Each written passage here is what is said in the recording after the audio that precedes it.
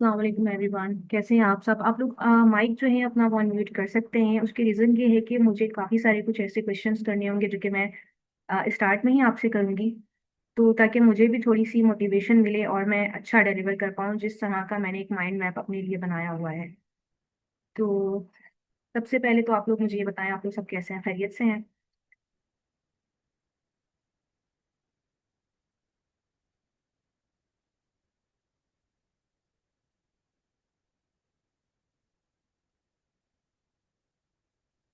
अल्हम्दुलिल्लाह, I am good to. चलिए ठीक है मरियम, ये चैट अब आप देख लीजिएगा। और चैट के जो भी मैसेज होंगे वो आप अपना माइक अनम्यूट करके जो है ना वो मुझे बता दीजिएगा। मैं अपने पास से जो है अब चैट ऑफ करने लगी हूँ ताकि मेरा फोकस जो है वो सारा अपनी लेक्चर पर रहे। ठीक है, थैंक यू सो मच। अच्छा, आप लोग मुझे ये बताएं, आप लोगों में से शायद कोई यहाँ पर ऐसा होगा कि जो चैट जीपीटी से फेमिलियर नहीं होगा, वरना मेजोरिटी ऐसी है जो कि सब जानते हैं कि चैट जीपीटी क्या है और उसको किस पर्पस के लिए इस्तेमाल करते हैं। क्या आप में से मुझे कोई ये बता सकता है कि चैट जीपीटी एक्चुअली है क्या? चैट जीपीटी की फुल फॉर्म क्या है? चैट जीपीटी आपने हर जगह सुना होगा। चैट जीपीटी से शुरुआत करने का मकसद ये है कि हम में से ज्यादातर लोग जिस एआई टूल को बहुत ज्यादा यूज करते हैं वो चैट जीपीटी ही है। तो आप लोगों में से मुझे बताएगा कोई, माइक अनम्यूट कर सकते हैं, कि चैट जीपीटी बेसिकली है क्या और इसकी फुल फॉर्म क्या है बेसिकली?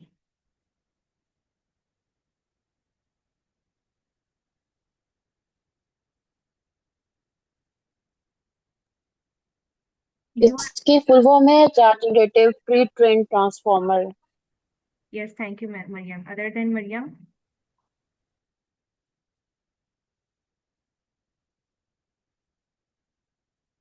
आप माइक अनम्यूट कर सकते हैं और अगर चैट में बताना चाहें तो चैट में भी बता सकते हैं। सलमा ताहिरा कह रही हैं कि लार्ज लैंग्वेज मॉडल है। बिल्कुल ऑनेस्ट आंसर कीजिएगा। अगर आप लोगों को पता है, आप लोगों ने जाके इसको गूगल नहीं करना, लेकिन आपके माइंड में कभी ऐसा आया कि आप चैट जीपीटी यूज कर रहे हैं, कि कभी माइंड में आया कि ये चैट जीपीटी एक्चुअली है क्या?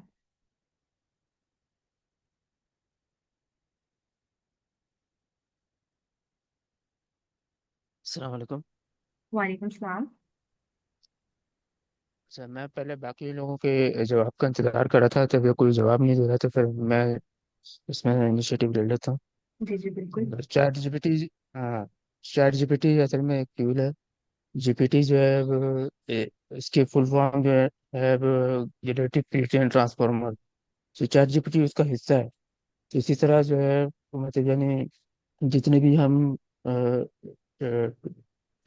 मॉडल ट्रेन हुए हैं वो इसके हिसाब से वो रिस्पॉन्स कर रहा होता है।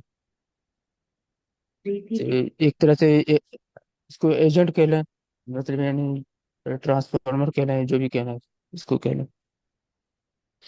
ठीक है, थैंक यू सो मच। इसके अलावा कोई? चलें ठीक है, हमारे पास नहीं है कोई। चलिए शुरू करते हैं चैट जीपीटी से। देखिए, चैट से हमें समझ में आ रहा होता है हम चैट कब कर रहे होते हैं। चैट हम बेसिकली, अगर आप व्हाट्सएप को देखें तो व्हाट्सएप को आप किस लिए यूज करते हैं? बेसिकली चैट के लिए ही इस्तेमाल करते हैं। अगर हम उसको उर्दू में जरा सा एलाबरेट करें तो हम यूं कहेंगे कि गपशप करने के लिए। ऐसा ही है। अच्छा, तो चैट जीपीटी स्टार्टिंग से ही मैं बता रहा है चैट। तो चैट का मतलब वही है जो कि हम डेली बेसिस पर ह्यूमन एक दूसरे के साथ कर रहे होते हैं या व्हाट्सएप पर कर रहे होते हैं। अगर आप व्हाट्सएप पर अपना अकाउंट बना रहे होते हो या आप व्हाट्सएप यूज कर रहे होते हो, उस पर लिखा आ रहा होता है एंड टू एंड इनक्रिप्टेड। ऐसा ही है। तो चैट में यहाँ भी यही मतलब है, बोथ एंड इंटरफेस। इसमें क्या कर रहे होते हो, आप अपने एंड पर चैट जीपीटी पर कुछ लिखते हो। इसकी एग्जांपल आपको अगर मैं करके दिखाऊं, यहाँ पर शो करूँ, तो आपको ज्यादा बेटर समझ में आ जाएगा कि हम चैट जीपीटी को इतना डेप्थ में क्यों समझना चाह रहे हैं। मैं आपको दूसरी स्क्रीन अपनी शेयर करती हूँ।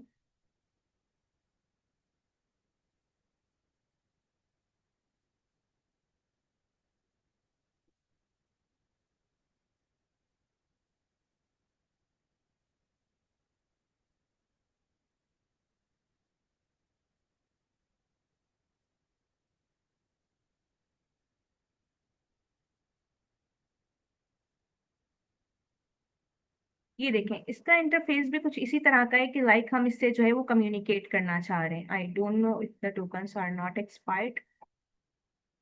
यस। तो यहाँ पर आप देख सकते हैं कि मैंने इससे एक रॉन्ग दिया, but the limit is extended, so मैं आपको ये शेयर नहीं कर पा रही हूँ। चलें, मैं दूसरा अकाउंट देख लेती हूँ, अगर उसकी जो लिमिट है वो एक्सीड ना हुई हो तो।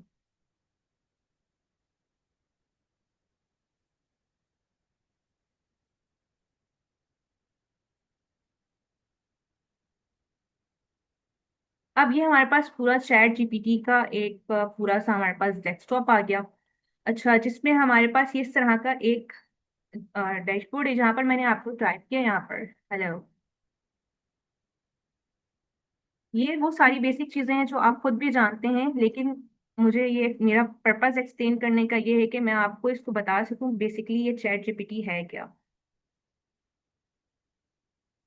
इसने मुझे देखा कि किस तरह से आंसर किया, लाइक अ ह्यूमन, जिस तरह से मैंने अपने किसी दोस्त से बात की हो। मैंने इससे पूछा हेलो हाउ आर यू, इसने मुझे आंसर किया I am doing well thanks for asking.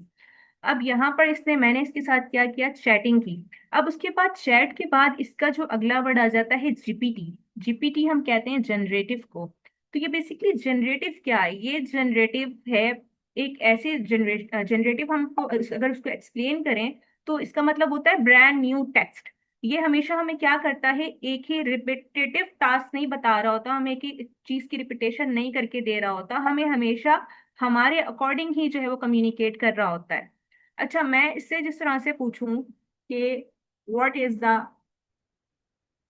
Price of petrol इन पाकिस्तान,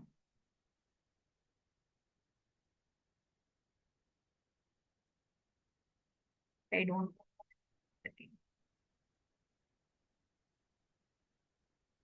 तो ये आई don't know what's wrong with it, ये भी इसका कुछ मसला है।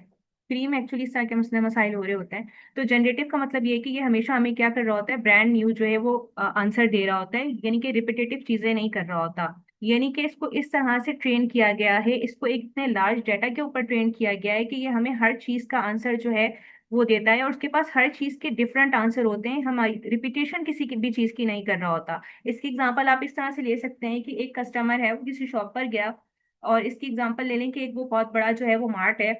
वो शख्स जो है उस मार्ट पर गया और उसे जो है वो एक जैम चाहिए, वो उसे जाके कहता है कि मुझे नेशनल का जैम चाहिए है और मैंगो फ्लेवर में होना चाहिए। अच्छा, शॉपकीपर उसे क्या कहता है कि यस अवेलेबल। तो वो उसे उसको प्रोवाइड कर देता है। फिर वो कहता है मुझे मैंगो, इस मैंगो के साथ साथ एप्पल जैम भी चाहिए। तो वो कहता है नहीं सर, एप्पल जैम अभी तो नहीं है, आप कल आ जाएं इसके लिए। ठीक उसी के साथ एक और कस्टमर भी जाता है जो कि मुझे कहता है मुझे वो मुझे जो है सोप चाहिए। तो क्या वो कस्टमर से ये पूछेगा कि आपको कौन से फ्लेवर का सोप चाहिए? ऐसा नहीं है, क्योंकि ये ह्यूमन की जो ह्यूमर है वो उसे अलाउ नहीं कर रही है कि वो उससे इस तरह का कोई क्वेश्चन पूछे। ठीक इसी तरह से ये जो जनरेटिव है, ये भी हमें इसी तरह से रिस्पॉन्ड कर रहा होता है।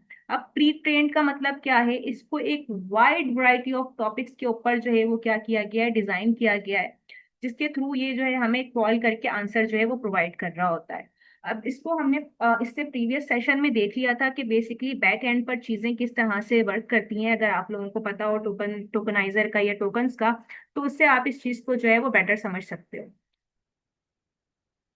उसके बाद हमारे पास आ जाता है ट्रांसफॉर्मर। ट्रांसफॉर्मर का मतलब यहाँ पे है neural networks.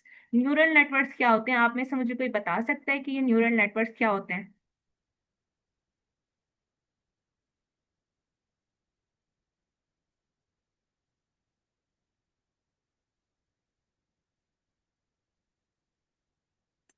I think neural networks machine learning में होते हैं। आर्टिफिशियल इंटेलिजेंस को अच्छे से समझेंगे तो हमें उसमें डेप्थ जाएंगे तो फिर न्यूरल नेटवर्क भी इसमें ही होते हैं। स्टडी करने से पता चल जाता है। देखिए, न्यूरल नेटवर्क, देखिए आर्टिफिशियल इंटेलिजेंस बेसिकली ह्यूमन से इंस्पायर होकर के डिजाइन किया गया है। और ह्यूमन ब्रेन किस तरह से कर रहा होता है, न्यूरॉन्स पर चल रहा होता है, न्यूरॉन सिग्नल्स पर चल रहा होता है। यानी कि आपको अगर कहीं पर कट लग जाता है, आपको ऑन द स्पॉट ही कैसे दिख जाता है कि मुझे इस जगह पर कट लगा है। आपका हाथ कहीं से जल जाता है, आप कहीं गिरते हो, आपको चोट लग जाती है, आपको फौरन कैसे पता चलता है कि मुझे इस जगह पर जो है वो चोट लग गई है? ये न्यूरॉन सिस्टम की वजह से होता है, क्योंकि वो इतनी स्पीड से ट्रैवल करके आपके माइंड को ये सिग्नल देते हैं कि आपकी फलां जगह जो है वो डैमेज हो गई है, यहाँ आपको चोट लग गई है। ठीक इसी फॉर्मूले से डिजाइन किया गया है आर्टिफिशियल इंटेलिजेंस को। तो जिस तरह से ह्यूमन अपना बिहेवियर चेंज करते हैं, इसकी एग्जांपल मैं आपको बहुत रियलिस्टिक देने वाली हूँ। तो इसकी एग्जांपल कुछ इस तरह से ज्यादा बेटर बन रही है। जस्ट सपोज कि आप आराम से घर पर बैठे हो, काम कर रहे हो, कोई भी एक्टिविटीज हो सकती हैं आपकी, चाय बना रहे हो, काम कर रहे हो, ऑफिस वर्क कर रहे हो, work from home, what ever, आप कुछ भी कर रहे हो। तो इसकी एग्जांपल, आपके पास सडन एक कॉल आती है कहीं से, और वो कॉल ये आती है कि आपके फलां किसी करीबी शख्स का एक्सीडेंट हो गया है, तो आपका जो रिस्पॉन्स होगा वो क्या होगा?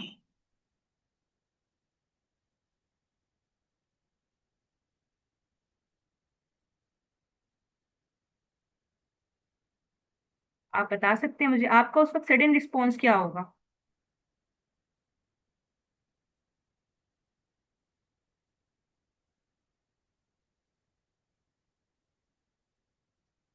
हार्ट ब्रोकन रिएक्शन होता है, बहुत शॉक हो जाते हैं, हमारा दिमाग ऐसे सिग्नल देता है कि कुछ लोग ऐसे सुन के उनका दिमाग ऐसा चकरा जाता है, बाद लोगों को हार्ट अटैक भी हो जाता है, बहुत अजीब सी कैफियत हो जाती है कि उनसे अपने आप को संभाला नहीं जाता।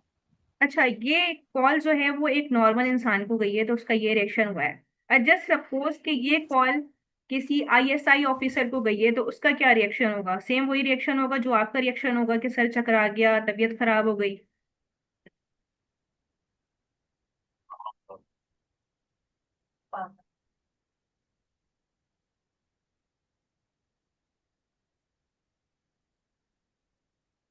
ऐसा होगा या नहीं होगा? अगर ऐसा नहीं होगा तो उसकी रीजन बता सकता है आप में से मुझे कि ऐसा क्यों नहीं होगा? क्योंकि वो भी तो एक देखा जाए इंसान है ना, उसके साथ ऐसा क्यों नहीं हो सकता?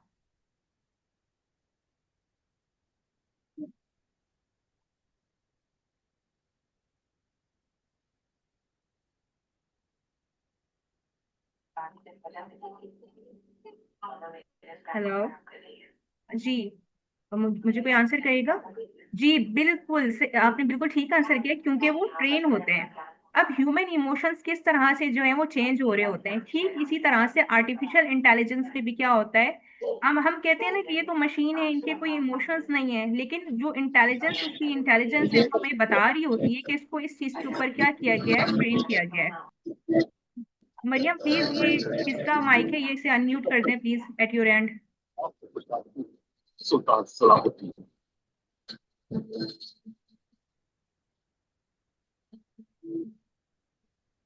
अल्लाह इन मुकद्दस जमीनों को वेट अ गुलामी मिनट, के मैं देखती हाथों हूँ में ये हरगिज किसका नहीं माइक है। देगा।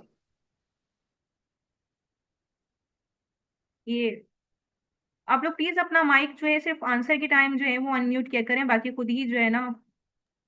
मैंने कर दिया म्यूट। मैं जरा सारे सोशल मीडिया पे चेक कर रही थी कि जो जो लिंक मांग रहे थे उनको लिंक सेंड कर रही थी। अच्छा चलिए ठीक है Mariam, thank you so much for your help. No problem at all. Alright, thank you. अच्छा, तो हम यहाँ पर थे कि हम, हमारे साथ ऐसा क्यों होता है कि हम शॉकिंग रिएक्शन में आ जाते हैं, क्योंकि हम ट्रेन नहीं होते। हमारे इमोशंस को क्या किया जाता है, ट्रेन नहीं किया जाता। अगर वही हमारी जगह कोई ट्रेन ऑफिसर हो, उसके इमोशंस को ट्रेन किया जाता है। ठीक उसी तरह से आर्टिफिशियल इंटेलिजेंस को भी क्या किया गया है, ट्रेन किया गया है। तो आर्टिफिशियल इंटेलिजेंस हम कहते हैं कि ये तो रोबोटिक है, ऐसा नहीं है। उसके लिए हमें जो, हम प्रॉम्प्ट इंजीनियरिंग सीख ही इसीलिए रहे हैं ताकि हम उसको ट्रेन कर सकें उस आउटपुट के लिए जो हम उससे जनरेट करवाना चाहते हैं। आप लोगों को अब ये सिनेरियो समझ में आया कि इस पूरी मंजरकशी का क्या मकसद था, कि चैट जीपीटी है क्या, इमोशंस क्या हैं, किस तरह से हमने उसको यूज करना है। चैट जीपीटी बेसिकली एक ओपन सोर्स है, जिसको 2022 में अप्रोक्स जो है वो लॉन्च किया गया था। अच्छा, इसको यूज कहाँ पर करते हैं? यूज केसेस राइटिंग है, कोडिंग है, इसके लिए हमारा ब्रेन स्टॉर्मिंग है। हम इसको डिफरेंट पर्पजेस के लिए जो है वो इस्तेमाल करते हैं। आप लोग मुझे बता सकते हैं आप लोगों के पास कौन सी स्क्रीन जो है वो शेयर हो रही है? आई डोंट नो मेरे एंड पे क्या इशू हुआ है कि मुझे स्क्रीन अपने एंड पर जो है ना वो क्लियर दिख नहीं रही। स्लाइड वाली ओपन हुई हुई है, प्रॉम्प्ट इंजीनियरिंग फ्रेमवर्क लिखा हुआ है। अच्छा मैं देखती हूँ, ये आई मेरे, थिंक क्रोम है कोई। ये मेरे पास जो है ना वो लार्ज नहीं हो रही। आई don't know what's wrong, yes now it's fine. तो ठीक है, आप लोगों को ये कॉन्सेप्ट क्लियर हो गया कि हम इसको किस तरह से यूज कर रहे होते हैं। अच्छा, हम सेकेंड चीज देखने वाले थे इसमें, एआई फ्लुएंसी क्या चीज है। रिसेंटली मैंने एंथ्रोपी के बहुत सारे कोर्सेज उन्होंने लॉन्च किए थे, उसमें से एक था एआई फ्लुएंसी। वो मैंने किया, तो मैंने कहा उसकी इनसाइट भी मैं आप लोगों के साथ शेयर करूँ। तो बेसिकली एआई फ्लुएंसी, हम इसे नहीं कहते कि हमारा जो है एआई की हर फील्ड में हर एक एक चीज में बहुत एक्सपर्ट होना जरूरी है। एआई फ्लुएंसी का मतलब यहाँ पर ये है कि जो टूल हमारे काम के लिए हैं या जिन टूल्स को हमने यूज करना है, यानी कि टूल्स के साथ फेमिलियर होना। जब आप टूल्स के साथ इजी हो जाते हैं तो हम आपकी क्या होती है, फ्लुएंसी बढ़ जाती है। इसकी एग्जांपल ऐसे ही है, जब हम किसी बच्चे को, छोटे बच्चा होता है उसे पढ़ा रहे होते हैं, उसे एक सीरीज बुक देते हैं, उसको पहले हम ट्रेसिंग सिखाते हैं, वो ट्रेसिंग पर लिखना सीखता है। फिर आहिस्ता आहिस्ता जो है वो खुद लिखने के काबिल होता है, तो फिर हम उसको रिप्लेस कर देते हैं लाइन वाली कॉपी से। जब वो फर्दर बहुत अच्छा लिखना शुरू कर देता है तो हम उसको जो है ब्लैंक पेजेस के साथ रिप्लेस कर देते हैं। तो एआई फ्लुएंसी में उन्होंने बेसिकली इसी कॉन्सेप्ट को बताया है कि आपका एआई टूल्स के साथ फेमिलियर होना कितना जरूरी है। जरूरी नहीं है कि हर शख्स जो है वो एआई एजेंट बना ले, जरूरी नहीं है हर हर शख्स जो है वो ऑटोमेशन के ऊपर काम करे, लेकिन एटलीस्ट हर शख्स को एआई इतना यूज करना आना चाहिए, चाहे वो किसी भी फील्ड से ताल्लुक रखता है, उसको वो इजिली यूज कर सके। हम इसी यूज केस को क्या कहते हैं, एआई फ्लुएंसी कहते हैं। अब आपको ये डिसाइड करना या ये एक्सप्लोर करना लाजमी आना चाहिए कि आपके स्किल के लिहाज से जो बेस्ट यूज केस है वो क्या होना चाहिए। इसकी एग्जांपल हम यूं ले लेते हैं कि अगर मुझे कोई डॉक्यूमेंट जनरेट करवाना है, उसके लिए बेस्ट एआई टूल क्या होना चाहिए। अगर मेरा पर्पस राइटिंग है तो उसके लिए बेस्ट एआई टूल क्या होना चाहिए। और अगर मेरा पर्पस जो है वो इमेज जनरेशन है तो उसके लिए एआई टूल्स कौन से होने चाहिए। तो इसका फैसला जो है वो मैंने खुद करना है, और ये मैं फैसला तब करूंगी जब मैं टूल्स को अपने लिए एक्सप्लोर करूंगी। तो इन्हीं टूल्स को एक्सप्लोर करना क्या कहलाता है, एआई फ्लुएंसी कहलाता है। अच्छा, जब हम टूल्स के साथ काम कर रहे होते हैं तो एआई जितने भी टूल्स हैं, चाहे हम चैट जीपीटी ले लें, चाहे हम जेमिनाई ले लें, चाहे हम क्वेन ले लें, डीप सीक ले लें, परप्लेक्सिटी ले लें, जितने भी टूल्स हैं, हमें उसमें क्या चीज की जरूरत पड़ती है, हमें उसमें जरूरत पड़ती है प्रॉम्प्ट्स की। तो बेसिकली प्रॉम्प्ट्स क्या होते हैं, प्रॉम्प्ट इंजीनियरिंग क्या है, अब हम इसको यहाँ से देखना शुरू करते हैं। यहाँ तक किसी को कोई भी मसला है वो पूछ सकता है।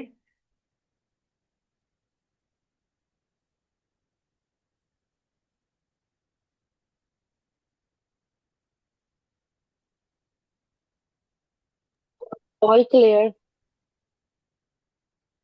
ऑल क्लियर, चलिए ठीक है, फिर हम यहाँ से आगे कंटिन्यू करते हैं। जी जी, कंटिन्यू करें। अच्छा देखिए, प्रॉम्प्ट इंजीनियरिंग क्या है। प्रॉम्प्ट इंजीनियरिंग एक ऐसे स्किल है जिसके थ्रू हम एआई से कम्युनिकेट करते हैं, क्योंकि एआई तो एक बहुत ब्रॉड आ जाता है हमारे पास। तो एआई में जितनी चीजें हम जो जो टूल्स यूज कर रहे होते हैं उसके लिए भी हम एआई यूज कर रहे होते हैं, चाहे वो चैट जीपीटी हो या हमारे पास जेमिनाई हो या सारी चीजें हो। क्योंकि जो लोग वाइब कोडिंग कर रहे होते हैं या वेबसाइट्स बना रहे होते हैं, वो भी क्या कर रहे होते हैं, वो भी इसी तरह की जो है प्रॉम्प्ट इंजीनियरिंग का इस्तेमाल कर रहे होते हैं।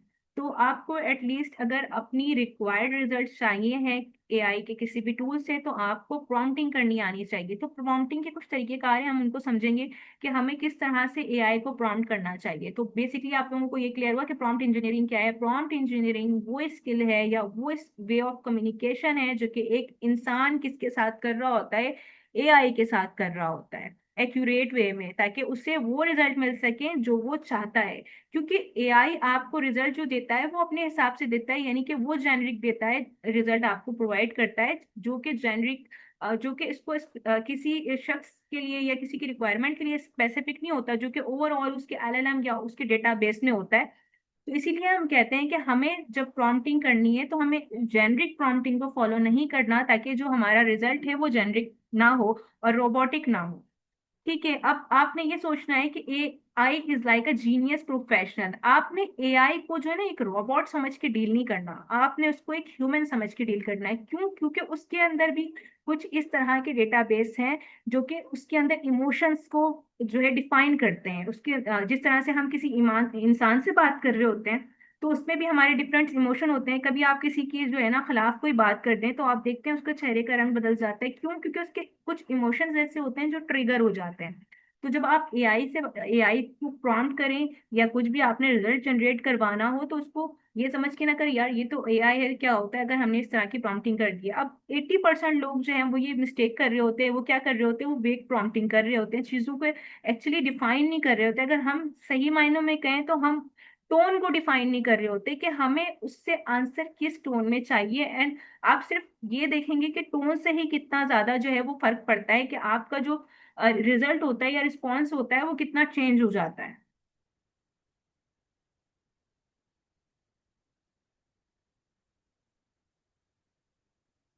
अच्छा, एआई प्रॉम्प्ट इंजीनियरिंग जो है ये कोई मैजिक नहीं है या कोई ऐसी चीज नहीं है कि आपने इसको जो है ना बस सीख लिया, यार मैंने तो ये प्रॉम्प्ट इंजीनियरिंग सीख ली है या मैंने ये तो कर लिया है, लेकिन आपने बताना उसको खुद ही है। प्रॉम्प्ट आपने उसको सही वे में खुद करना है कि एक्चुअली आप उससे क्या चाहते हो। अगर मैं उससे कह दूं कि मुझे एक लिंक्डइन पोस्ट लिख करके दे दो, तो वो मुझे क्या लिख करके देगा? क्योंकि मैंने तो उसे कुछ ब्रेन स्टॉर्मिंग के लिए कुछ प्रोवाइड ही नहीं किया, मैंने तो उसको बस ये कह दिया कि मुझे एक लिंक्डइन पोस्ट लिख करके दे दो। तो उसका जो आउटपुट होगा वो क्या होगा?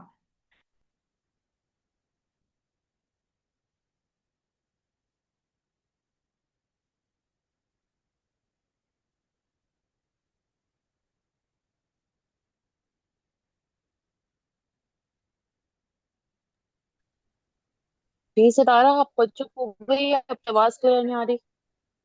हेलो, आवाज ठीक आ रही है? Is it okay? हाँ जी ठीक। जी जी जी बिल्कुल ठीक किसी है। ने चैट में बताया, मरियम आप मुझे बता दें।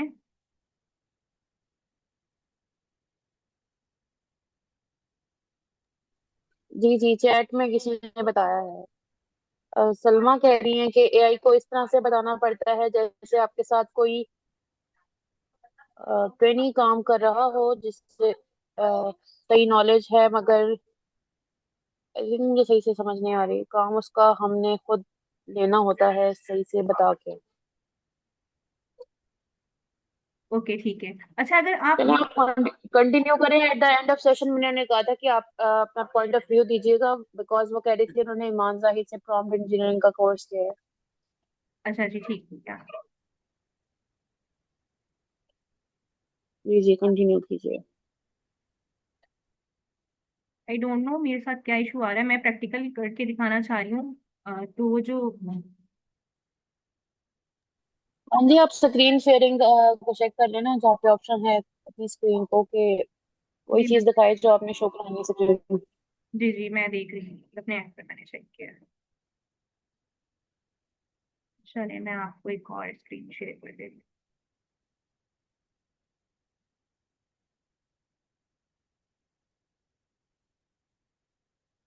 अच्छा देखिए, आप लोगों के पास स्क्रीन शेयर हो रही है अब ये वाली।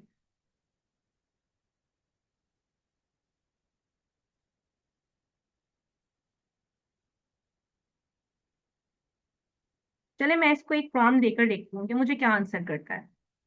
मैं इसे सिर्फ कुछ भी नहीं कह रही, मैं इसे बस एक जनरेट सा वेग सा प्रॉम्प्ट दे रही हूँ, right a LinkedIn post for me. मैंने इसको कुछ भी प्रोवाइड नहीं किया।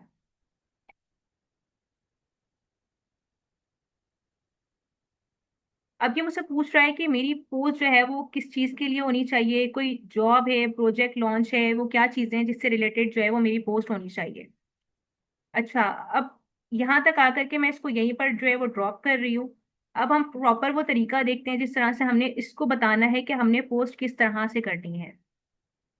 हमारे पास कुछ टाइप्स होती हैं प्रॉम्प्टिंग की, कुछ फ्रेमवर्क्स होते हैं जिनको हम फॉलो करते हैं, जिसमें से सबसे पहला हमारे पास आ जाता है आइडेंटिटी, या हम कह लेते हैं इससे रोल, और इसको पर्सोना भी कहते हैं।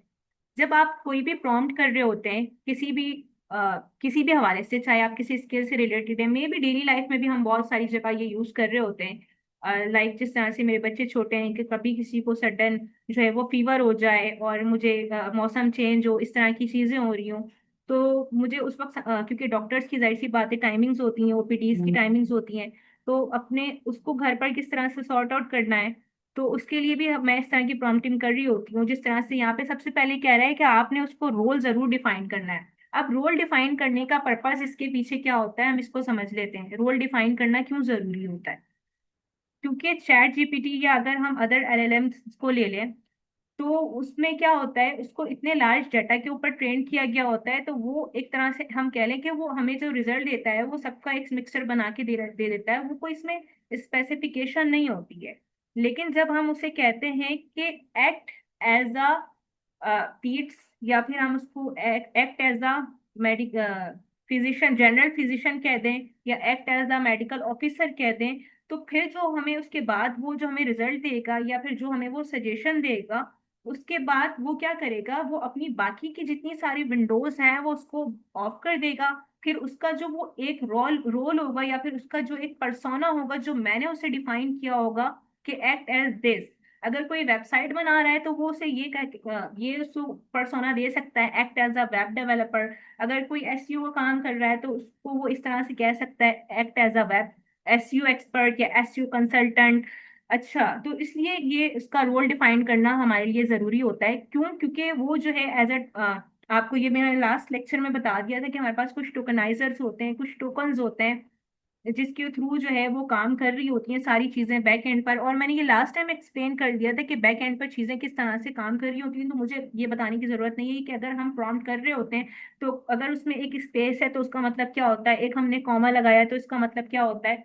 तो ये इन चीजों का भी हमें प्रॉम्प्ट इंजीनियरिंग में ख्याल रखना बहुत जरूरी होता है कि हम उसको कैपिटल लेटर में प्रॉम्प्ट कर रहे हैं, स्मॉल लेटर में प्रॉम्प्ट कर रहे हैं, हमने कॉमा लगाया है जहाँ पे फुल स्टॉप लगाना चाहिए, फुल स्टॉप वहाँ मौजूद है या नहीं है, जहाँ पे हमने कॉलन लगाना था कॉलन है या नहीं है, इन्वर्टेड कॉमास हैं या नहीं है। तो ये चीज बिल्कुल आपने क्लियर रखनी है। आपका जो भी प्रॉम्प्ट है ना वो स्टार्ट ही होना चाहिए पर्सोना के साथ।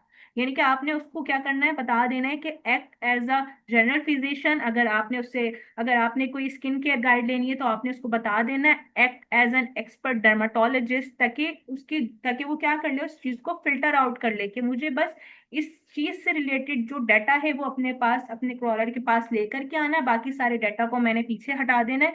बस इसके अंदर रहते हुए या इस सर्कल के अंदर रहते हुए मैंने क्या करना है, इस यूजर को आंसर करना है। इसलिए रोल को आपने एक्सप्लेन करना है, रोल आपने बताना इसलिए जरूरी है। अच्छा, सेकंड हमारे पास आ जाती है चीज सिचुएशन या कॉन्टेक्स्ट। कॉन्टेक्स्ट बताना किसी भी चीज का इंपॉर्टेंट क्यों है। अगर हम किसी ह्यूमन से ही बात कर रहे हो, अगर दो लोग आपस में बात कर रहे हो और वो पहले से बातचीत जो है वो कंटिन्यू की हुई हो उन्होंने, और तीसरा बंदा जो है वो पीछे से आ जाता है जिसने उसका पस मंजर ना सुना हो, बाज़ औक़ात ऐसा रियल में भी होता है कि उसे ऐसा लग रहा होता है कि उसने जो है वो बात आपके खिलाफ कोई बात की है, क्योंकि वो क्या कर रहा होता है, वो उससे लिंक नहीं कर पा रहा होता। वो उसकी जो मतलब उसने तो बीच से वो जुमला सुना है, उसे नहीं पता कि वो आप किस चीज के बारे में बात कर रहे थे या किस शख्स के बारे में बात कर रहे थे, आगे आपका मौजूद बहस क्या था। तो वो उसको लिंक नहीं कर पा रहा होता है, जिसकी वजह से क्या होता है, मिसअंडरस्टैंडिंग हो जाती है। तो ठीक इसी तरह से आपको जो भी रिजल्ट चाहिए, आपने उसका कॉन्टेक्स्ट जो है वो जरूर एक्सप्लेन करना है।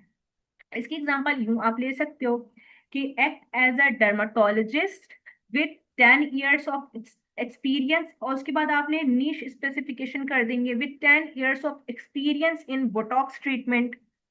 तो उसको क्या पता चल गया यहाँ से कि आपने एक रोल असाइन कर दिया है किस चीज का, डर्माटोलॉजिस्ट का। यानी कि उसने आप जिस पैनल के ऊपर काम करना है या जिस चीज के ऊपर काम करना है वो क्या है, डर्माटोलॉजी है। अच्छा, अब वो कह रहा, उसके बाद आपने उसको कॉन्टेक्स्ट भी असाइन कर दिया कि उसके पास 10 years एक्सपीरियंस है। आप मोर देन 10 years का भी एक्सपीरियंस राइट डाउन करवा सकते हैं, इट्स अप टू यू। उसके बाद आपकी स्किन की कोई भी कंडीशन है, मैंने बोटॉक्स करवाया, यहाँ पर आप कुछ और भी करवा सकते हैं, लाइक आपकी स्किन पर पिंपल्स हो गए या कुछ भी हो गया, वॉट एवर। मैं आपको एक स्पेसिफिक एग्जाम्पल के थ्रू समझा रही हूँ जो कि रियल लाइफ और प्रैक्टिकल है।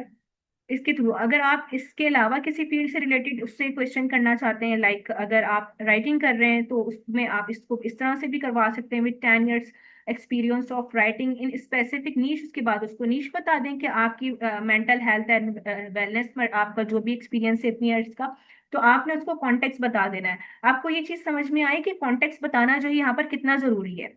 अब आपने उसको कॉन्टेक्स्ट भी एक्सप्लेन कर दिया, आपने उसको रोल भी एक्सप्लेन कर दिया। ये आप सपोज कर लें कि आप किसी इंसान से ही बात कर रहे हैं। जब आप किसी इंसान से बात करते हैं तो आप चीजों को जितना क्लियर करते जाते हैं, अगले बंदे के लिए समझना उतना आसान होता जाता है, और उसके बाद वो अगला बंदा जो आपको डिलीवर करता है वो एक्चुअल वही रिजल्ट होता है जो आप उससे एक्सपेक्ट कर रहे होते हो।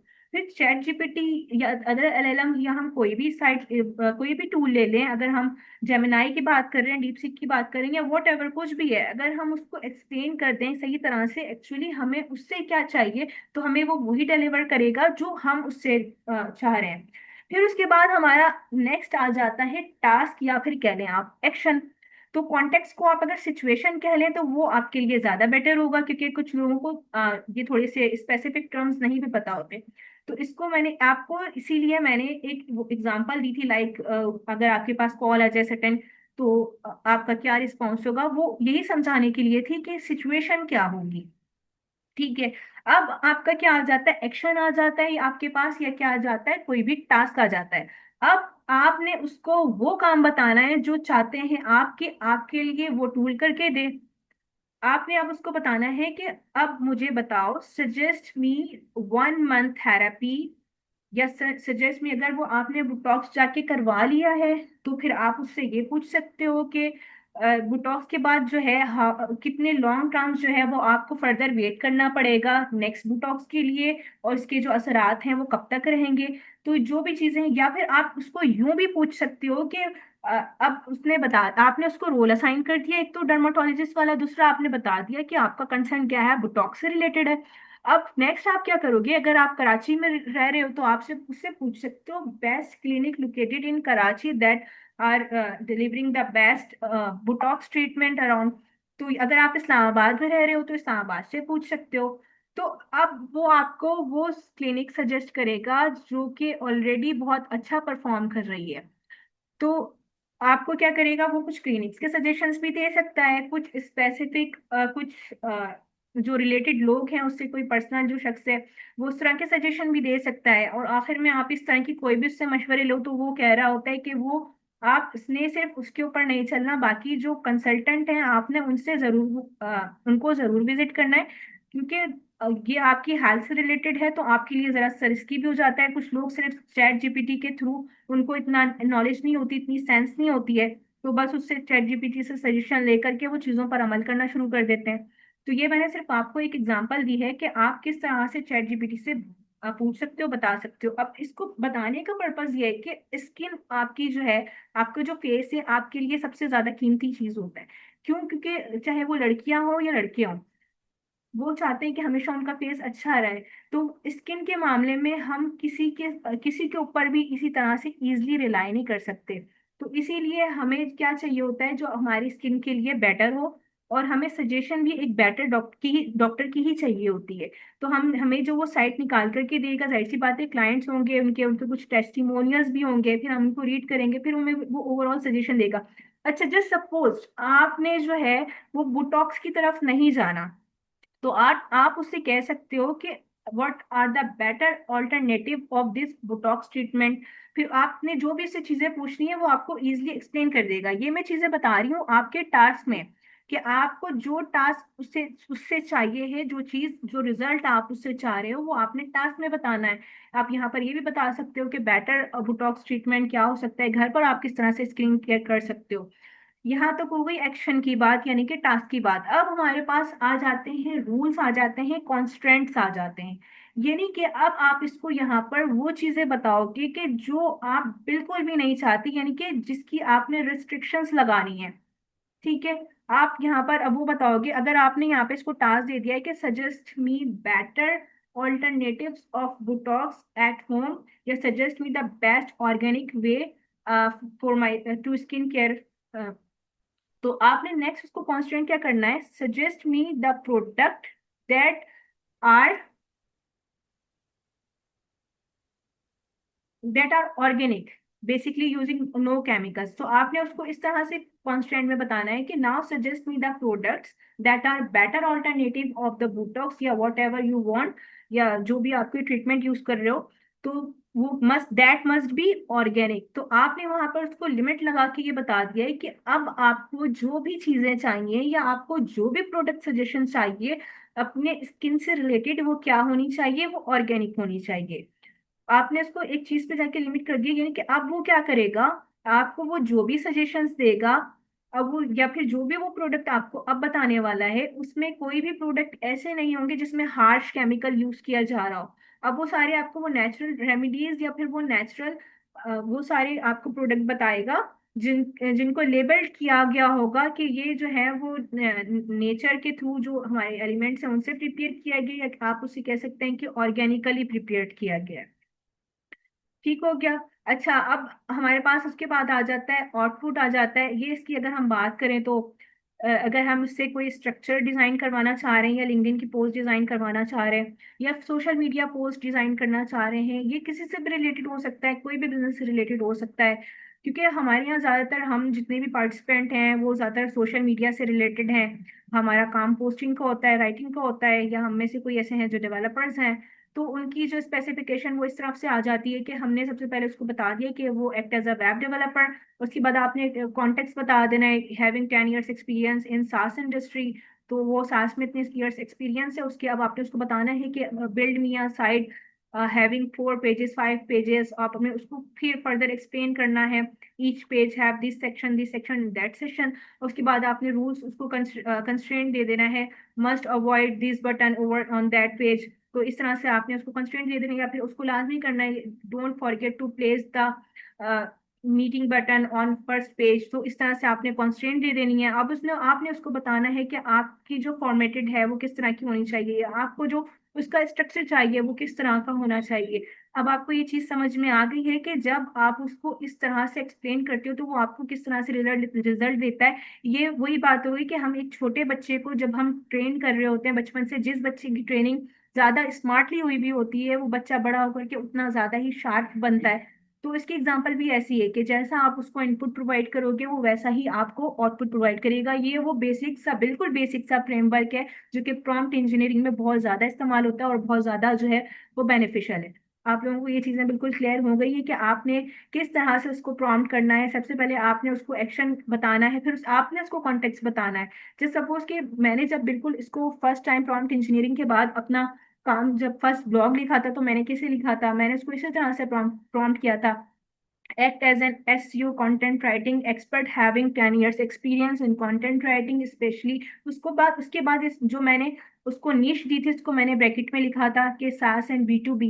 फिर उसके बाद मैंने इसको कॉन्टेक्स्ट इस तरह का एक्सप्लेन किया था, actually my client asked me to write this kind article. और उसके बाद क्लाइंट की जो रिक्वायरमेंट थी उसको मैंने बुलेट पॉइंट बना करके उसमें उसके कॉन्टेक्स्ट में दे दिया था, ताकि उसको पता चले कि ये आर्टिकल मैंने अपने एक क्लाइंट के लिए लिखना है, ये क्लाइंट ने मुझे दिया और क्लाइंट ने मुझे कहा है कि उसके जो उसका जो आर्टिकल है वो बेसिकली इस पैरामीटर के अंदर होना चाहिए। अब मैंने उसे जो है वो टास्क असाइन कर दिया, your task is to write the 300 word articles और दिस। उसके बाद मैंने उसको कॉन्स्टेंट दिया, कॉन्स्टेंट इस तरह का दिया जब हम राइटिंग से रिलेटेड कर रहे होते हैं, must avoid this kind of words like tailored और मोर ओवर, क्योंकि इस तरह के वर्ड ये साउंड करवाते हैं कि ये कंटेंट क्या है वो रोबोटिक है। स्पेशली जब हम SEO और कंटेंट राइटिंग की बात करें तो हम इस तरह के वर्ड्स को क्या कर रहे होते हैं, अवॉइड कर रहे होते हैं। Please do not do the fluffing, हम उससे अवॉइड करवाते हैं, डोंट डू द फ्लप्स इस तरह से हम कहते हैं। Don't do, yes most important, must place the primary keywords with the natural flow. तो ये मैं क्या कर रही हूँ, उसे मैं कॉन्स्टेंट दे रही हूँ कि इसके ऊपर उसने जो है वो इसी तरह से कंट्रोल रखना है कि ये चीज जो है वो उससे बाहर ना जाए, ये चीजें इसी के अंदर होनी चाहिए। अब फिर मैं उसको स्ट्रक्चर में आके बताऊंगी, स्ट्रक्चर इट विद H1। फिर उसके बाद मेरी जितनी भी हेडिंग्स आएंगी फिर मैंने उसको यहाँ पर बताना है, each paragraph must be around 8 lines. तो अब समझ में आया आप लोगों को, अब जो ये मुझे स्ट्रक्चर बना के देगा, क्योंकि अब इसको एक रोल भी असाइन हुआ हुआ है, इसने अपनी सारी विंडोज को बंद कर दिया है, ये सिर्फ अब ऐसा प्ले कर रहा है कि ये सिर्फ एक SEO कंटेंट राइटर है। अब इसे कॉन्टेक्स्ट भी पता है कि ये इसने आर्टिकल किसके लिए लिखना है, मेरे क्लाइंट के लिए लिखना है जिसका बिजनेस क्या है। मैंने उसको बिजनेस भी बता दिया है, सास एंड B2B के अंदर ही इसने रह करके लिखना है। इसने अपना एक्सपीरियंस भी इस्तेमाल करना है। एक्सपीरियंस इस्तेमाल करने का ये फायदा होगा क्योंकि ये 10 साल से इंडस्ट्री में है तो उसको राइटिंग वेरिएशंस का भी पता होगा। अच्छा, फिर मैंने इसको जो है टास्क असाइन कर देना कि इसी तरह से इसने जो है वो आर्टिकल लिखना है। फिर मैंने इसका प्लस कॉन्टेक्स्ट में मैंने इसको बता देना कि मेरी जो टारगेटेड ऑडियंस है वो क्या है, CEOs हैं, फाउंडर्स हैं, वॉट एवर, मैंने इसको वो भी असाइन कर देना है। तो यहाँ पर मैंने इसको एक्शन भी बता देना है, इसको जिस चीज से मुझे अवॉइड करवाना है कि मैंने इसको वो भी बता दिया है। अब मैंने इसको ये भी बता दिया कि मुझे स्ट्रक्चर किस तरह का चाहिए, लेंथ कैसी होनी चाहिए, मेरा आर्टिकल दिखना कैसा चाहिए। फिर मैं इसको लास्ट में ये भी कहूंगी कि write me the meta title for this blog post and meta description for this post. और उससे मैंने ये भी कहना है कि don't forget to write 3 alternative of introduction and CTA। फिर उसमें से जो बेस्ट इंट्रोडक्शन मुझे लगेगा मैंने उसको चूज करना है, जो बेटर CTA मुझे लगेगा मैंने उसको चूज करना है। फिर मैंने डिसाइड करना है कि कौन सी हेडिंग किसके बाद आनी चाहिए, इंट्रोडक्शन ये वाला रखना है मुझे या नहीं रखना। तो उसके बाद जो आपके पास एक SEO कंटेंट राइटिंग, एक SEO या फिर एक ब्लॉग पोस्ट या जो भी आर्टिकल आपके पास रेडी होगा, ना तो वो जो है वो AI शो करेगा। क्यों? क्योंकि आपने उसको सिर्फ एक स्मार्टली यूज किया है, आपने दिया हुआ उसका स्ट्रक्चर यूज नहीं कर लिया। अब चैट जीपीटी को ये नहीं पता होगा कि आपने अपने पर्सनल डॉक्यूमेंट में किस इंट्रोडक्शन को कहाँ प्लेस किया है। उसे ये नहीं पता होगा कि आपने कौन सा वाला सीटीए यूज किया है। उसे ये नहीं पता होगा कि आपने कौन सी हेडिंग जो है वो डिडक्ट की है, आपने कौन सी हेडिंग जो है वो इंक्लूड की है, आपने कौन से अल्टरनेटिव उसके जो है वो यूज किए हैं। यहाँ तक आप लोगों को चीजें क्लियर हैं? मुझे बता दें काइंडली। जी जी क्लियर है सितारा। बस यहाँ पे किसी का क्वेश्चन था कि अगर अगर हम चैट जीपीटी को यही रोल दे दें कि वो प्रॉम्प्ट इंजीनियरिंग तरह प्रॉम्प्ट दे दे, या फिर हम उससे प्रॉम्प्ट रिफाइन करा सकते हैं, तो मैंने कहा रिफाइन करा सकते हैं। जी बिल्कुल, आप उससे प्रॉम्प्ट जरूर रिफाइन करा सकते हो, लेकिन उन प्रॉम्प्ट्स को रिफाइन करवाने के लिए आपको एटलीस्ट फ्रेमवर्क्स का पता होना जरूरी है। अगर आपको प्रॉम्प्ट इंजीनियरिंग के फ्रेमवर्क्स का पता ही नहीं है, जैसे सपोज आप में से अगर कोई इस तरह के बिगनर होंगे जिन्होंने अब से पहले जो है वो प्रॉम्प्ट इंजीनियरिंग नहीं की, उन्हें तो नहीं पता ना कि हम कौन सा फ्रेमवर्क यूज कर रहे हैं, हम किस तरह से चीजों को डिफाइन कर रहे हैं।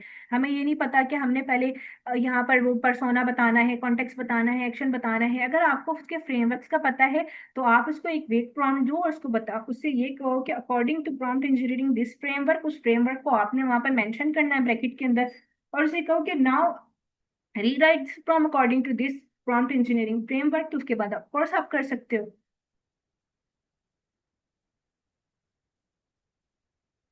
इसके अलावा कोई questions? Thank you Sitara.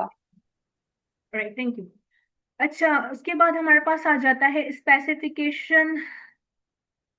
Specificity is everything. यानी कि वेग प्रॉम्प्ट जो है वो जाहिर सी बात है आपको आउटपुट भी वेग ही प्रोड्यूस करते हैं। इसके एग्जांपल आप ऐसे ले सकते हो, आप अगर कहीं से 1000 रुपए की कोई चीज लेकर आए हो तो वो चीज दिखेगी भी वैसी जैसे 1000 रुपए होते हैं। अगर आप कहीं से 5000 की चीज लेकर आ रहे हो, वो ऑलरेडी आपको देखकर बता देती है कि जाहिर सी बात है ये चीज क्या होगी, कॉस्टली होगी। अगर ऐसा नहीं भी होता, जब आप उस चीज को यूज कर रहे होते हो, उसका जो यूज केस होता है वो आपको बता देता है कि ये वाकई में वर्थ इट। यानी अक्सर मेरे साथ ऐसा होता है, मैं कुछ चीजों को कभी ले लूं तो फिर मैं कहती हूँ नहीं यार पैसे जाया हो गए, लेकिन जब उसकी लॉन्गिटिविटी में देखती हूँ कहती हूँ नहीं ये पैसे तो हक लगे। इसकी एग्जांपल भी ऐसे ही है। तो वेग प्रॉम्प्ट्स का जो हमें रिजल्ट होता है वो भी वेग ही होगा। तो इसमें ये कह रहे हैं be as specific as surgeon, not as broad as a Google search. आपको क्या होना है, सर्जन होना है, गूगल सर्च की तरह ब्रॉड नहीं होना। अच्छा, आप उसके बाद दूसरी चीज क्या आ जाती है, the first output is always draft. अब हम में से ज्यादातर लोग क्या करते हैं, हमने जीपीटी को एक प्रॉम्प्ट दे दिया, चाहे वो डिटेल्ड प्रॉम्प्ट हो, उसके बाद हम क्या करते हैं, उसका जो आंसर होता है हम उसको जल्दी जल्दी से देखते हैं, अरे वाह। क्यों? क्योंकि हम एज अ ह्यूमन इतनी जल्दी एक स्पेसिफिक टास्क को इतना अच्छा परफॉर्म नहीं कर पाते, अगर चाहे वो राइटर ही क्यों ना हो, अगर आप किसी भी फील्ड से रिलेटेड है। तो हम जब जीपीटी का इस तरह का एक इंस्टेंट रिजल्ट देखते हैं, हम उसको वहां से कॉपी करते हैं, हम उसको बस जहां भी हमें यूज करना होता है, सोशल मीडिया पोस्ट है वॉट एवर, हमने उसको वहां ले जा करके पोस्ट कर दिया। तो ये है कि हमारे पास जो फर्स्ट ड्राफ्ट होता है वो कभी भी इतना जो है वो ऑथेंटिक नहीं होता, जित या इतना यूनिक नहीं होता जितना हमें जो है वो चाहिए होता है। तो उसके लिए हमें क्या करना पड़ता है, हमें फर्दर उसको प्रॉम्प्ट करना होता है, और कोशिश किया करें कभी भी जो है वो वन टाइम प्रॉम्प्ट ना किया करें, आप उसको मल्टीपल प्रॉम्प्टिंग करके चेक किया करें। जब आप मल्टीपल प्रॉम्प्टिंग करेंगे, मे बी कि आपने एक सोशल मीडिया पोस्ट लिखी है, अच्छा सोशल मीडिया पोस्ट आपने लिखी है कि ऐसी गलतियां जो ज्यादातर बिगनर्स कर रहे होते हैं जब वो ग्राफिक डिजाइनिंग सीख रहे होते हैं, ठीक है।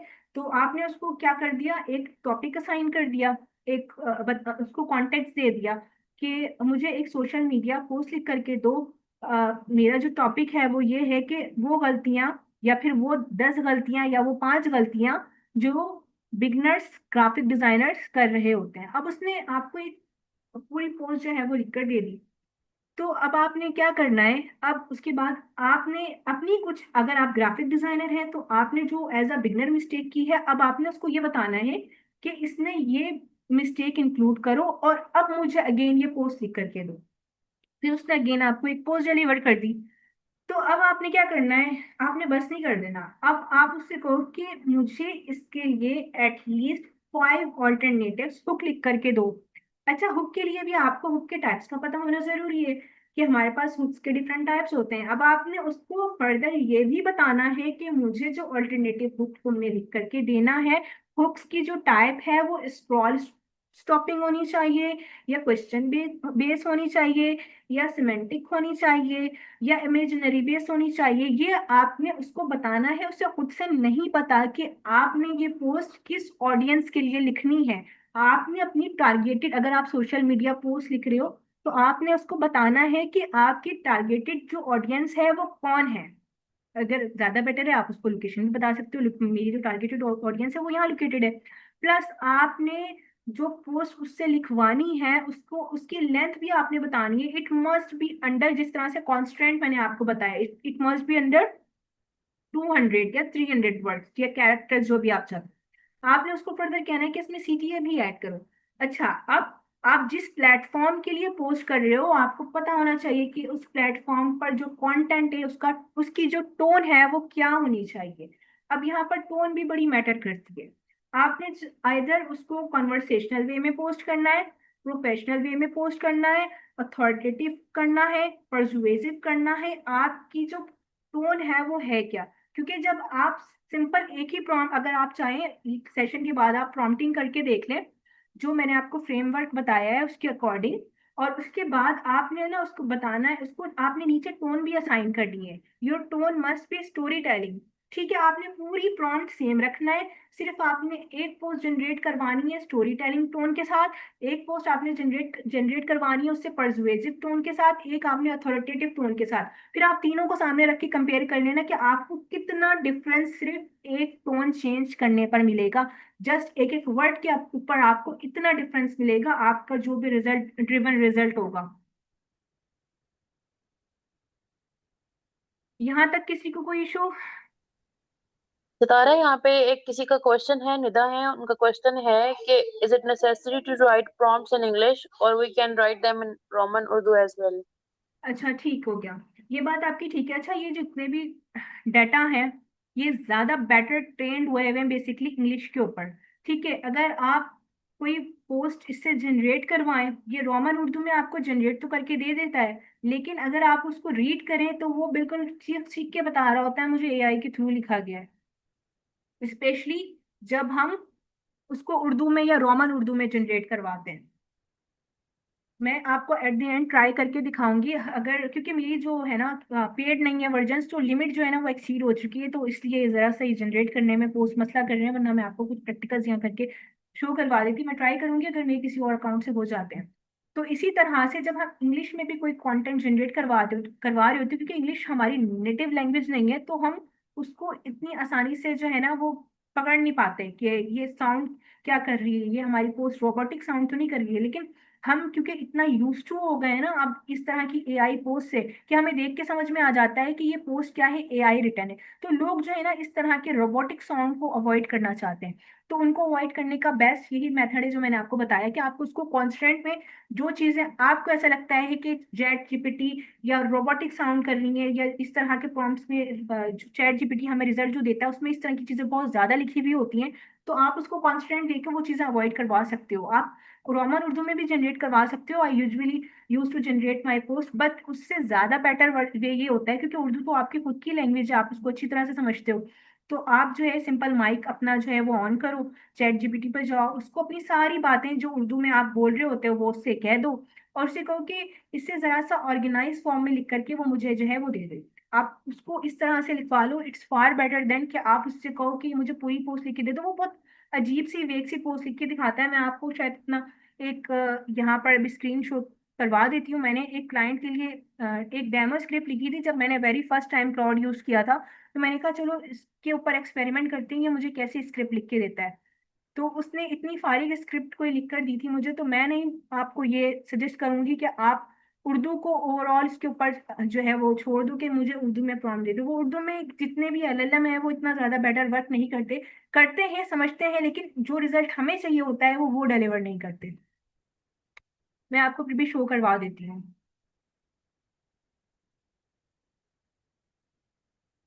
इसके अलावा मरियम कोई क्वेश्चन है?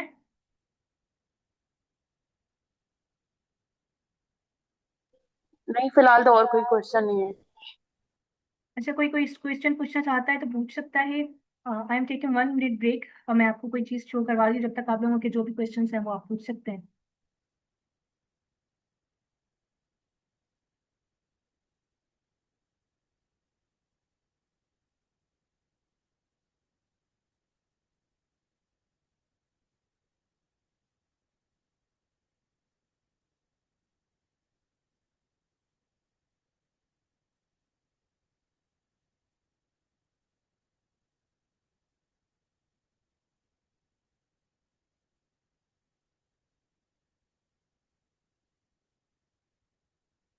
मरियम, आपका कोई क्वेश्चन है?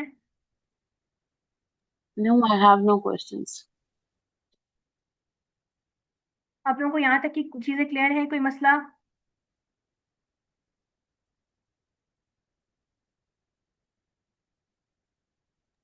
आई आप जस्ट, में से किसी का भी क्वेश्चन है, आप अनम्यूट करके आप बोल सकते हैं। शुक्र। चलिए, मैं आपको स्क्रीन शेयर कर रही हूँ। मुझे ये उर्दू वाला एक अपना आर्टिकल मिल गया जो मैंने एक second Sitara. Nida, I think आपका नेट डिस्कनेक्ट हो गया था। सितारा ने आंसर कर दिया है। उनका कहना है कि उर्दू में हम प्रॉम्प्ट दे सकते हैं, बट बेटर है कि आप इंग्लिश में करें, बिकॉज जो LLM है वो बेटर अंडरस्टैंड करती है इंग्लिश को। ज़्यादा प्रॉम्प्टिंग जो है इंग्लिश में होती है, तो बेटर यही है कि आप इंग्लिश यूज करें। चलें। अच्छा, मैं ये आप लोगों को दिखा रही हूँ। जब मैंने वेरी फर्स्ट टाइम क्लाउड को यूज किया था तो मैंने कहा था चलो इसको अब ये पूरी जो स्क्रिप्ट है ना, ये इसने उर्दू में लिख के दी है और इतनी फारिग स्क्रिप्ट है।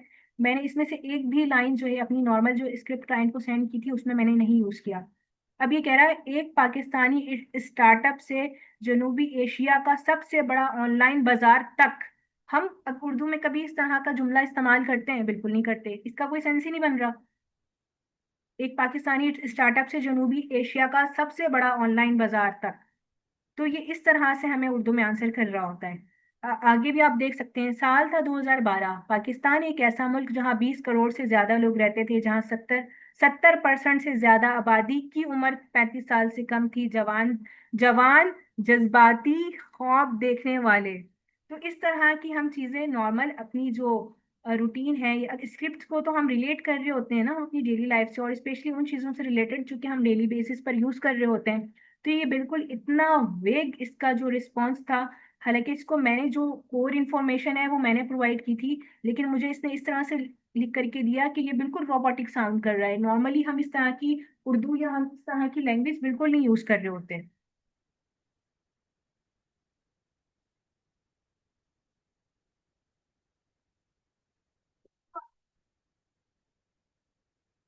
ठीक हो क्या? क्लियर है यहाँ तक? कोई मसला?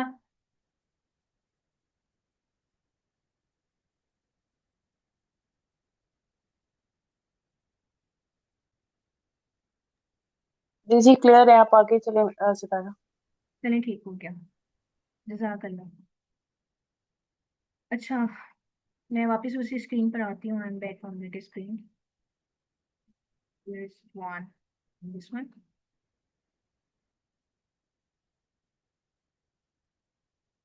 चलिए, इसको आगे कंटिन्यू करते हैं।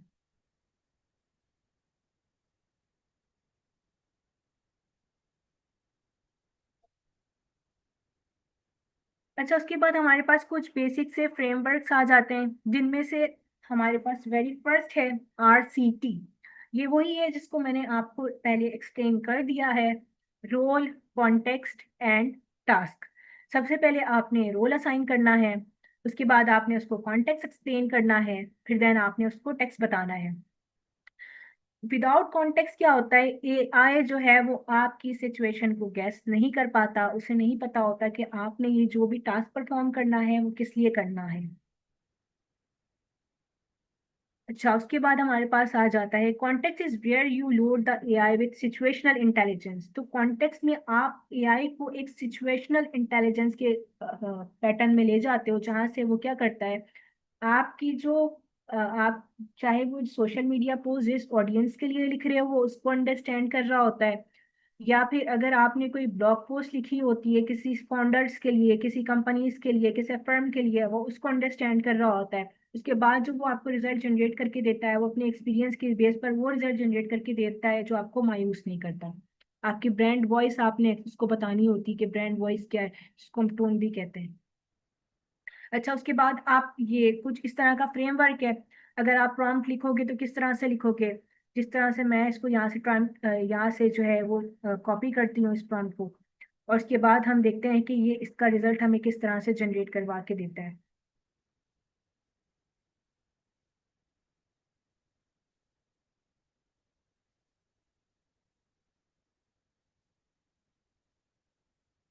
एक मैंने इसको वेट प्रॉम्प्ट दिया, ये देख सकते हैं आप। Right a LinkedIn post for me, जो कि पोस्ट पोस्ट की बजाय पोस्ट बन गया है, इट्स अ टाइपो। अब मैंने इसको प्रॉपर प्रॉम्प्ट दिया है, मैंने इसको रोल बताया है, you are a warm and friendly social media manager. मैं यहाँ से रोल हटा दे रही हूँ, क्योंकि मैंने रोल इसके फॉर्मूले को अपने जहन में रखना है, ना कि इसको बताना है कि यहाँ पे मैं तुम्हें कॉन्टेक्स्ट बता रही हूँ, ना मैंने इसको ये बताना है कि मैं तुम्हें यहाँ टास्क बता रही हूँ। तो मैंने अभी इसको जो फ्रेमवर्क अभी देना है वो क्या है, एक रोल असाइन कर दिया, you are a warm and friendly social media manager. उसके बाद मैंने इसको बता देना है कि मेरी जो ऑडियंस है उसकी एज क्या है, यानी कि मैंने इसको कॉन्टेक्ट बता दिया, मेरी पोस्ट का क्या है। अब मैंने इसको टास्क बता दिया कि मुझे इससे टास्क क्या जनरेट करवाना, let's see what's the result.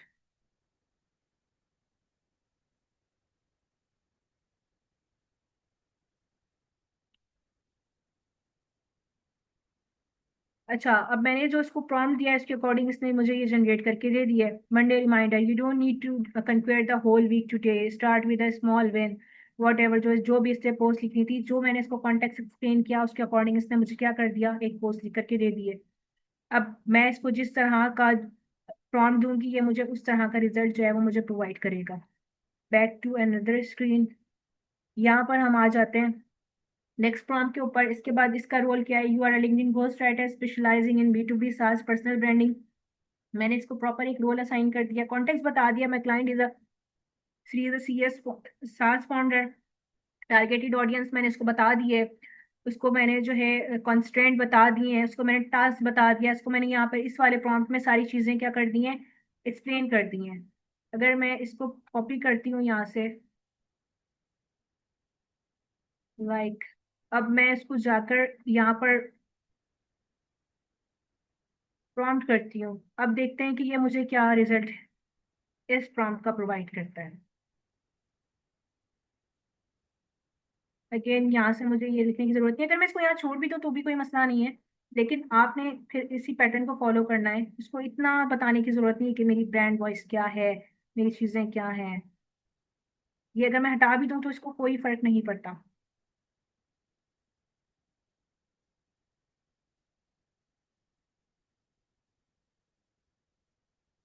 ये प्रीवियस प्रॉम्प्ट से ज्यादा डिटेल्ड और बेटर प्रॉम्प्ट है।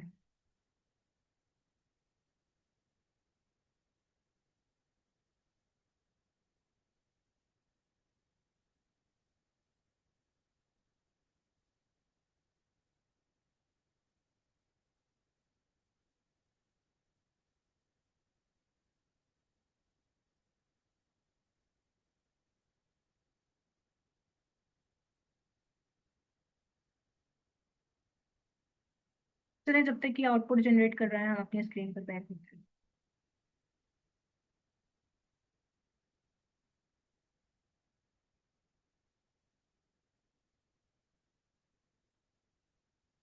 अच्छा, अब हमने क्या करना है, जो कॉमन मिस्टेक है, हमने कॉन्टेक्स्ट को टास्क के साथ कंफ्यूज नहीं करना। कॉन्टेक्स्ट एक वो सिचुएशन है जिस सिनेरियो में हम होंगे, या हम जिस सिचुएशन में रहते हुए से प्रॉम्प्ट कर रहे होंगे, हमारी सिचुएशन जो है वो place to place, skill to skill जो है वो वेरी कर रही होती है, पर्सन टू पर्सन सिचुएशन क्या हो रही होती है, वो वेरी कर रही होती है।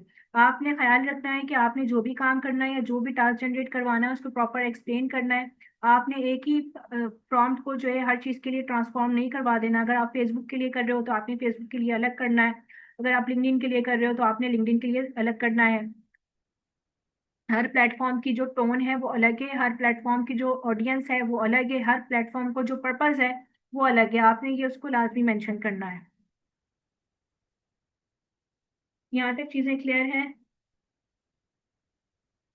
अच्छा, उसके बाद हमारा नेक्स्ट RCT के बाद, यानी कि रोल कॉन्टेक्स्ट और टास्क के बाद हमारा नेक्स्ट फ्रेमवर्क जो है वो RTO आ जाता है, रोल टास्क एंड आउटपुट। यहाँ तक चीजें क्लियर हैं?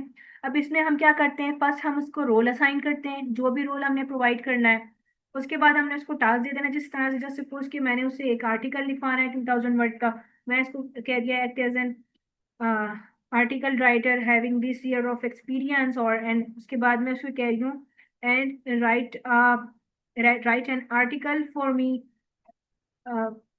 It must be around like 3000 words, या जितने भी वर्ड्स का मैंने उसे आर्टिकल लिखवाना है। उसके बाद मैंने उसको टॉपिक असाइन कर देना, the petrol prices in Pakistan, या कुछ भी आप एग्जांपल ले रहे हैं जो, क्योंकि आजकल पेट्रोल ने सर खाया हुआ है, उसकी प्राइसेस ने तो दिमाग में यही चीज घूम रही है, तो बार बार यही चीज रिपीट हो रही है। तो आपके माइंड में या जो भी आपको जो टास्क मिला हुआ है या जिस चीज से रिलेटेड आप काम करना चाहते हो, तो उसको आप जो है वो टॉपिक असाइन कर सकते हो, तो ये आपका टास्क हो गया। अच्छा, अब आपको आउटपुट कैसा चाहिए? आपको आउटपुट जिस फॉर्मेट में चाहिए, आपको जितनी हेडिंग्स चाहिए, आपको जितने पैराग्राफ चाहिए, आपको जो उसका फॉर्मेट चाहिए, वो आप उसको आउटपुट में एक्सप्लेन कर दो। यहाँ तक चीजें क्लियर हैं?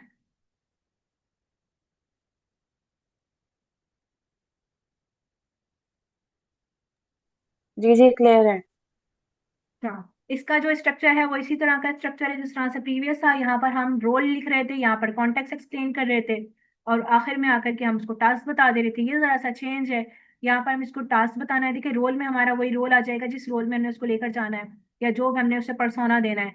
अब हमने यहाँ पर क्या करना है, हमें जो उससे आउटपुट चाहिए, जो हम चाहते हैं वो काम मेरे लिए करे, तो हमने उसको यहाँ पर बता देना है। अच्छा ठीक है, तो फिर हमें जो भी आउटपुट चाहिए तो उसमें हमने यहाँ पे बता देना है उसको कि हमारा आर्टिकल जो है वो 2000 लेंथ का है, तो उसकी जो लेंथ है वो हमने यहाँ बता देनी है। और फिर जो पर्पज है कि this article is written for authority, यानी कि अथॉरिटी के लिए लिखा गया है, उसकी हमने टोन बता देनी है, उसकी हमने लेंथ बता देनी है। अगर हमने स्पेसिफिक उसकी जो है स्पेशली अ, किसी जगह की ऑडियंस को, जिस तरह से अगर हम एक ट्रैवल ब्लॉग लिख रहे हैं, तो उसमें क्या होता है, हम किसी जगह की लोकेशन के बारे में बात कर रहे होते हैं, तो हमारी जो उसमें ऑडियंस होती है वो टारगेटेड होती है, बहुत ही ज्यादा जो है वो स्पेसिफिक टारगेट होता है उसका। तो हमने मेंशन किया हुआ होता है, जिस तरह से अगर जस्ट सपोज के मैं लग्जरी बीच रिजॉर्ट की बात कर लूँ अगर, तो वो कराची में लोकेटेड है, तो कराची की ऑडियंस के लिए अगर मैंने उसको लिखना है तो उसमें मैंने मेंशन कर देना, माई ऑडियंस इज, जो भी मेरी टारगेटेड ऑडियंस है वो रेजिडेंशियल्स हैं कराची के, जो भी मेरी ऑडियंस है, अगर वो किसी चीज़ की लोकेशन से रिलेटेड है तो मैंने उसको बता देना है। मैंने उसकी अगर जस्ट सपोज अगर कोई कॉपी राइटिंग कर रहे होते हैं, लैंडिंग पेज राइटिंग कर रहे होते हैं, तो उनकी टोन क्या होनी चाहिए? उनकी टोन होनी चाहिए कन्वर्जन बेस्ड, क्योंकि वो क्या कर रहे होते हैं, क्योंकि उनके पास जो भी लोग आ रहे होते हैं, कस्टमर आ रहे होते हैं, उन्हें क्या करना होता है, इसको कन्वर्ट करवाना होता है, तो उनकी जो भी जो टोन होगी वो क्या होगी, कन्वर्जन बेस्ड होगी। अगर मैं कोई आर्टिकल लिख रही हूँ, जैसे सपोज मैं पाकिस्तान के ऊपर आर्टिकल लिख रही हूँ, मेरा सच कोई बिजनेस तो नहीं है ना, तो मैंने तो एक इंफॉर्मेशन बेस्ड आर्टिकल लिखना है, तो मैं उसकी जो टोन लिखूंगी वो मैं क्या लिखूंगी, इंफॉर्मेटिव टोन लिखूंगी। और जो भी आर्टिकल की लेंथ होगी मैं इसको वो डिफाइन करूंगी, जिस तरह से हम चाहे इस ऐसे भी इस तरह से लिखवा सकते हैं। फिर उसके बाद ये एक प्रॉम्प्ट है, लाइक ये बिगनर प्रॉम्प्ट है, इसमें इसमें बता दिया है role, you are story telling coach for small business owner. तुम्हारा टास्क ये है और तुमने आउटपुट इस तरह का जनरेट करवाना है। It is quite similar with the previous one, so I am not gonna explain it again. इसी तरह से ये प्रोफेशनल प्रॉम्प्ट है, इसमें इसने सारी चीजें बता दी हैं, क्योंकि professional prompt is far better than the beginner prompt, because it is explaining the each context, it's explaining which kind of post it is, he or she, whoever the person is writing the prompt wants, the tone, the perspective, the CTA, the introduction, each and everything is explained in this professional prompts. If you want this prompt format, I will send to you in the group. सो आपने जो mistakes को avoid करना है, आपने output को context के साथ या टास्क के साथ आपने उसको मर्ज नहीं कर देना, आपने टास्क को टास्क रखना है, कांस्टेंट को कांस्टेंट रखना है। इन दोनों को मर्ज करके आपने कोई मिस्टेक नहीं करनी है। ये काइंडली जो भी कर रहे हैं स्क्रीन पर राइटिंग प्रैक्टिस अवॉइड कर लें। ठीक हो गया? समझ में आ गया यहाँ तक? यहाँ तक कोई इशू? उसके बाद हमारे पास अगला फ्रेमवर्क हमारा आ जाता है, जिसको हम कहते हैं costar. I am star and Mariam is my costar, so this is the framework. अच्छा, बेसिकली ये फ्रेमवर्क क्या है, इसको हम देख लेते हैं। फोर स्टार में सबसे पहले हमारे पास आ जाता है C for context, O for objective, S for style, T for tone, A for audience, R for responsive. जिस तरह से हम आगे बढ़ते जा रहे हैं, आप चीजें देख रहे हैं थोड़ी सी एडवांसमेंट की तरफ आती जा रही हैं, यानी कि जो हमारे प्रॉम्प्ट्स हैं वो मॉडिफिकेशन की तरफ आते जा रहे हैं। सबसे पहले हमने आरसीटी देखा, सबसे इजी वाला थोड़ा सा, फिर आरटीओ देखा। अगर आप सिर्फ आरसीटी और आरटीओ को भी प्रॉपर आप सीख लेते हो, उसको इम्प्लीमेंट कर देते हो, तो आपको आपके डिजायर्ड रिजल्ट्स जो है वो मिल जाएंगे। इसमें चीजों को थोड़ा सा हम और डेप्थ में जाकर के देखते हैं कि ये क्या है। सबसे पहले अब हमने क्या करना है, जो भी हमारा कॉन्टेक्स्ट है हमने उसको जो है वो एक्सप्लेन कर देना है।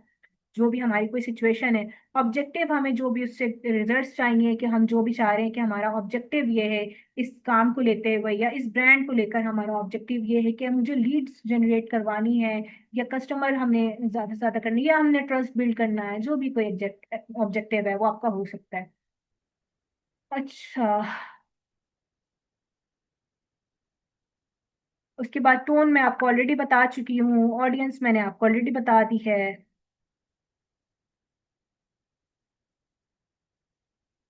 इसमें कॉन्टेक्स्ट में बैकग्राउंड सिचुएशन बतानी है, करंट प्लेटफॉर्म बताना है, बैकग्राउंड सिचुएशन बतानी है कि आपने जो भी प्रॉम्प्ट इसको दिया है, आप किसी भी सिचुएशन में हो सकते हो। अगर आप ट्यूटर हो तो आपकी सिचुएशन अलग होगी, अगर आप स्मॉल बिजनेस ओनर हो तो आपकी सिचुएशन अलग होगी। आप इसको इस तरह से भी कॉन्टेक्स्ट एक्सप्लेन कर सकते हो कि इसमें कह रहा है ना, I run a small online tutoring business, तो आप इसको इस तरह से भी लिख सकते हो कि I am having 10 lakh around in my account. So I'm just confused where to get invested so that I could get more benefit in 2026, at the end of 2026, yeah, at the beginning of 2027। ठीक हो गया? यहाँ तक कोई issue? No issues, Sitara. Everything clear. And thank you for a lovely example. Thank you so much. चलिए ठीक हो गया। अब आई थिंक हमें बाकी का जो सेशन है वो यहाँ से कल कंटिन्यू करना चाहिए। मरियम, व्हाट डू यू से? या फिर हम नेक्स्ट टाइम कर लेंगे, क्योंकि टाइम काफी ज्यादा हो गया आई थिंक। हाँ जी, काफी लंबा हो गया आई थिंक। चलिए ठीक है, हम ऑफ करते हैं। Thank you so much for your time. Don't forget to share your feedbacks in the groups. Thank you everyone. Okay. If someone has question, please ask.